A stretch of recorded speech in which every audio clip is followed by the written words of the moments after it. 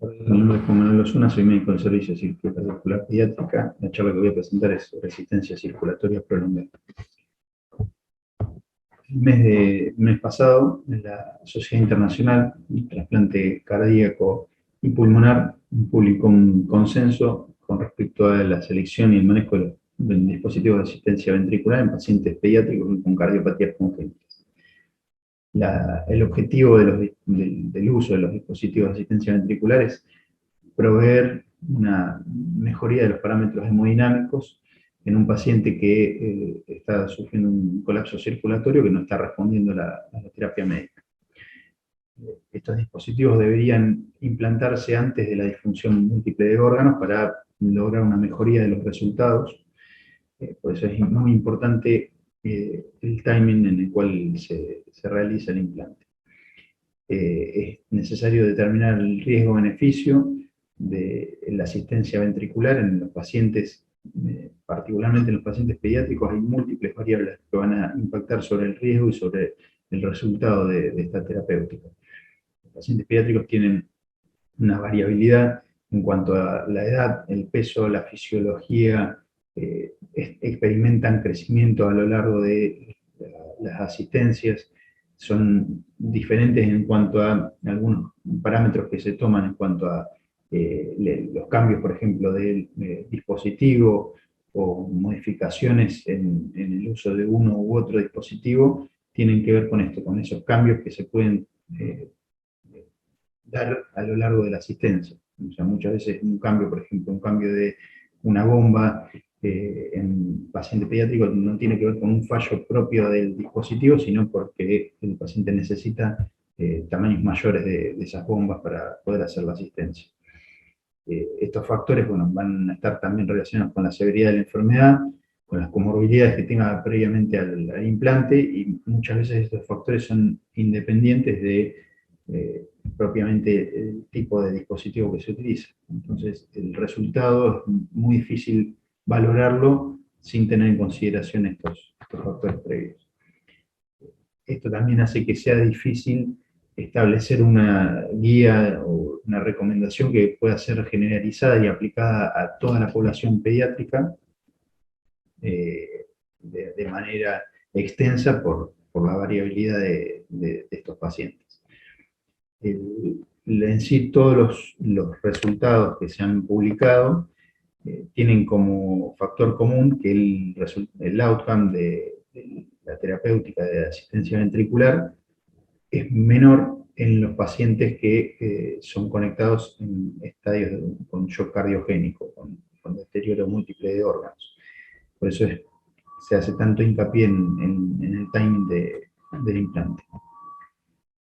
Este es el listado de los dispositivos de uso para asistencia circulatoria prolongada en la población pediátrica, algunos con aprobación de la FDA, otros todavía pendientes, pero con uso extendido en Europa o en el resto de países como el nuestro. Que bueno, a lo largo de la charla vamos a ver algunos de ellos. Con respecto a los perfiles PEIMAX, es una descripción clínica general que se hace del paciente que va a recibir un implante de un dispositivo de asistencia ventricular. Los PEIMAX 1 a 3 son los pacientes que están más graves y generalmente son pacientes que están hospitalizados, de 4 a 7 ya son pacientes que están externos.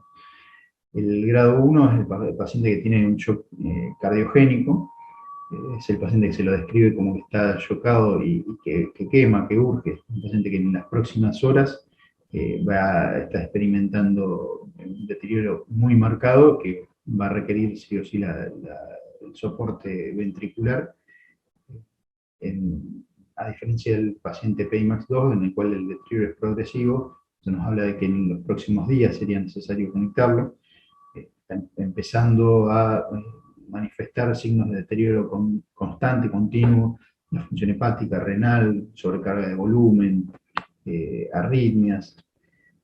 El PIMAX 3 es un paciente que está estable, pero requiere constantemente, continuamente, el soporte inotrópico.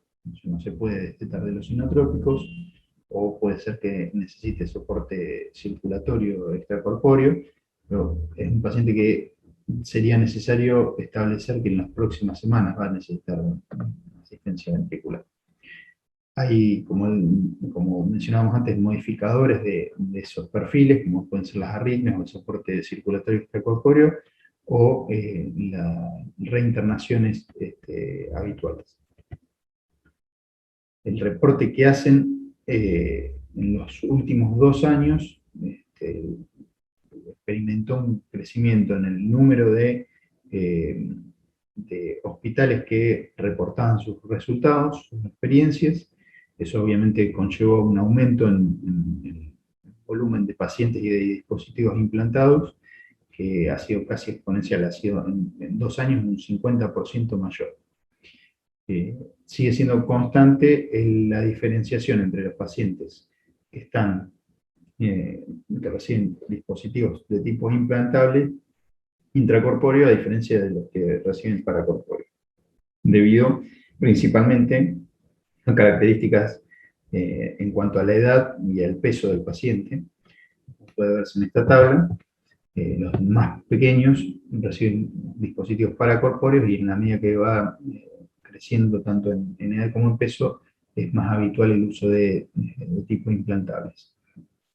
Las miocardiopatías generalmente, si bien tienen una prevalencia importante en todos los tipos de dispositivos, generalmente son mayor como diagnóstico primario en los pacientes que reciben dispositivos implantables. Y las cardiopatías congénitas en ese tipo de dispositivos es menor la indicación, y generalmente los pacientes reciben algún tipo de soporte con dispositivos paracorpóreos. Esto también va en relación a cómo es el estado clínico del paciente, qué PIMAX tiene. O sea, los pacientes con cardiopatías congénitas generalmente son pacientes que están más graves, como vimos antes, son más pequeños, y es necesario utilizar algún dispositivo de asistencia habitualmente paracorpóreo.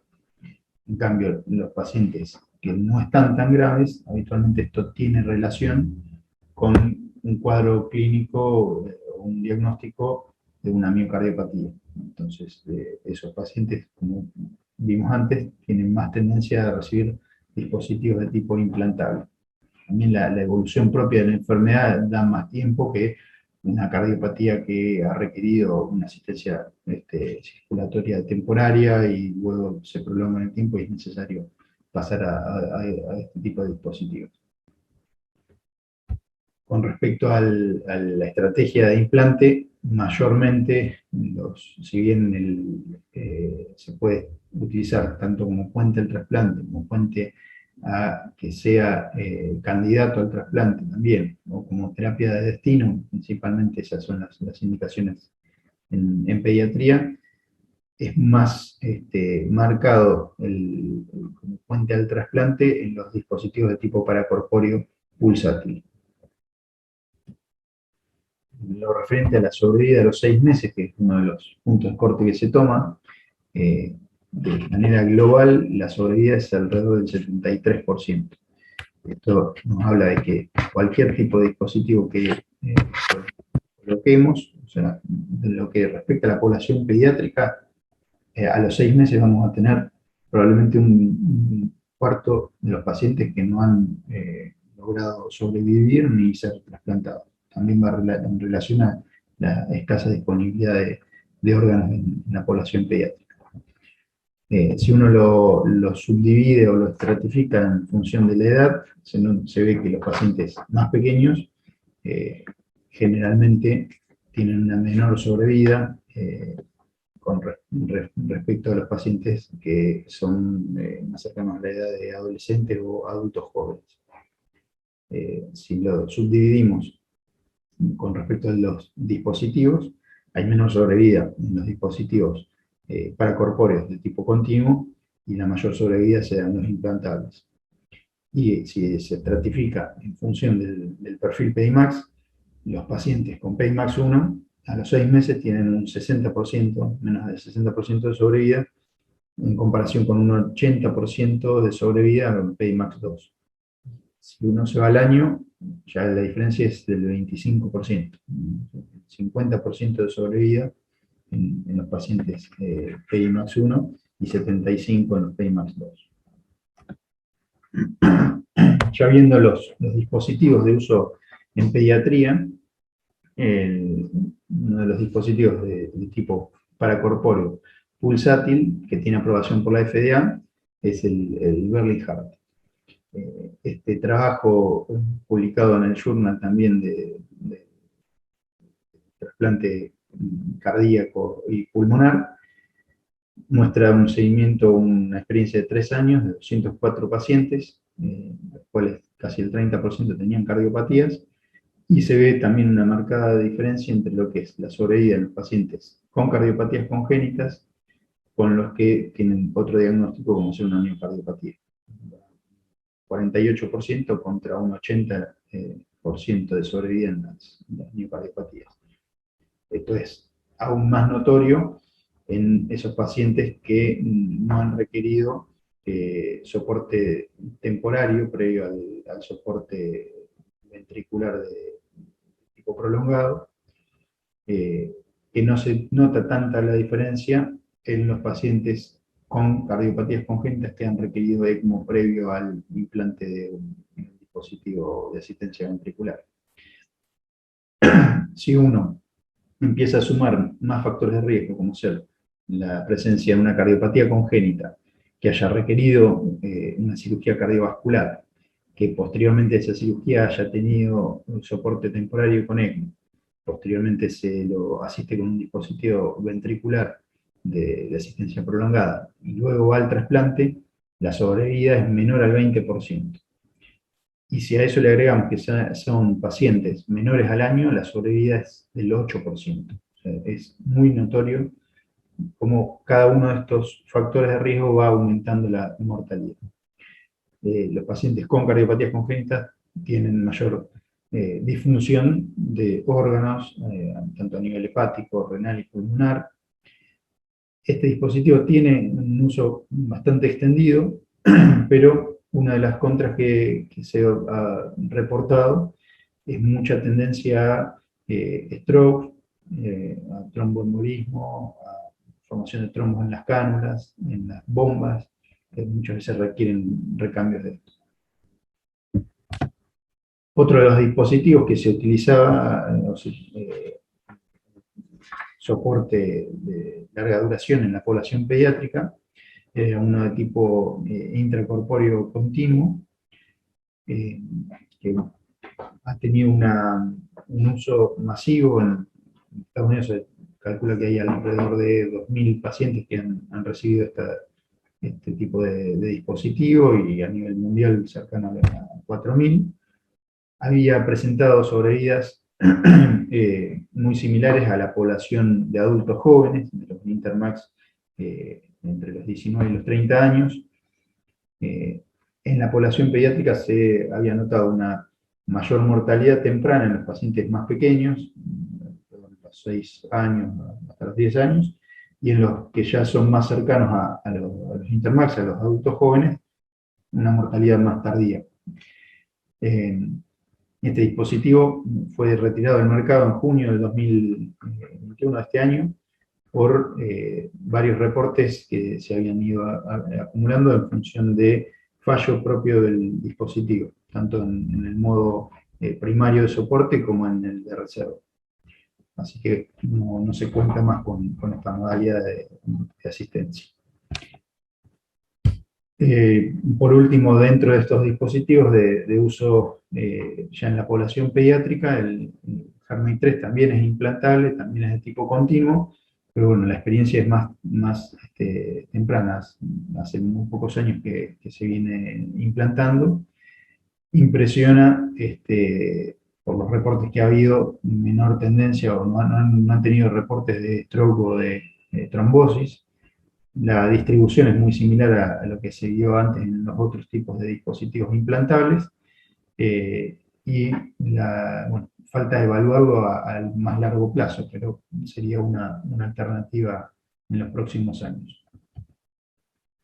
Con respecto a la experiencia que hemos tenido en el hospital italiano, en los últimos 5 años, desde el 2016, venimos tenemos un seguimiento de los pacientes que hemos implantado con un dispositivo de tipo paracorpóreo pulsátil, que es el Berlín.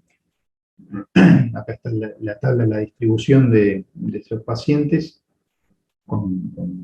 de las características propias de edad, peso y el estado clínico del PIMAX que tenían al momento del implante. La realidad en nuestro país muchas veces hace que la decisión, entre el tiempo entre la decisión del implante y que realmente se logre hacer la cirugía, muchas veces se dilata en el tiempo y el paciente termina siendo asistido con un estado clínico más deteriorado. Los diagnósticos predominantemente han sido de miocardiopatías y hemos tenido una cardiopatía congénita de tipo univentricular que ha requerido asistencia. Los resultados, acá el comparativo en la tabla del reporte, el último reporte de outcome del PIMAX, con resultados similares. Hemos tenido a los 6 meses un 77% de pacientes trasplantados, un 11% de muerte de intraasistencia y persistían todavía en asistencia a los 6 meses un 11% de los pacientes. Son resultados comparables con los del reporte.